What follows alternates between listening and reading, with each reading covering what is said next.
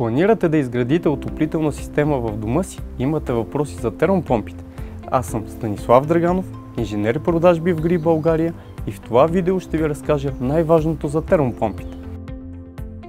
Първо, те могат да отопляват и да охлаждат. Месечните разходи са по-ниски, отколкото ако се отоплявате с газ или пелети. Първоначалната инвестиция в термопомпа на ГРИ не е значително по-голяма от тази в газова инсталация и е съизмерима с цената на високоефективните пелетни котли. Има различни видове термопомпи. Въздух-вода, използващи енергията във въздуха, геотермални, които използват енергията в почвата, или вода-вода, работещи с вода от отворен сондаж, река или езеро. Ще разгледам само първият тип, тъй като първоначалната инвестиция при другите типове увеличава значително времето на възвръщаемост.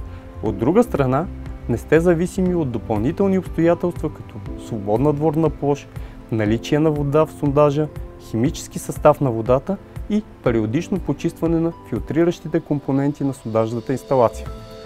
Термопомпите въздух-вода използват неизчерпаемата енергия във въздуха дори при ниски външни температури, за да затоплят водата в отоплителната инсталация.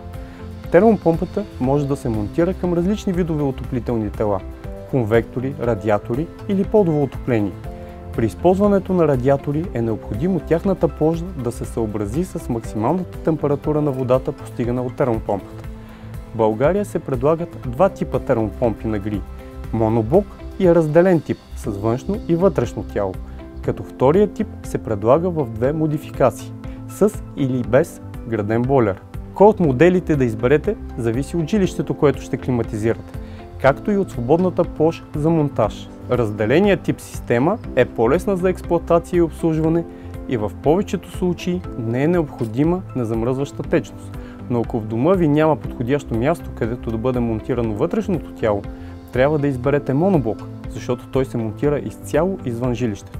При този вариант е желателно водата да бъде заменена с разтвор на пропиленгликол. Какво специално трябва да знаете за термопомпите на ГРИ? Те са по-евтини от повечето аналози на пазара, но имат същата или по-добра енергийна ефективност. Гаранция за това е сертификатът, издаден от Eurovent. Освен това, практиката е доказала, че са надежни. Досега от ГРИ България са закупени над 3000 термопомпи, а сервизните поръчки са по-малко от 1%.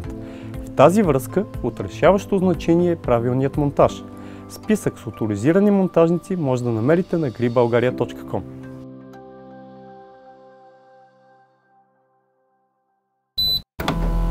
ГРИ. Климат без ограничения.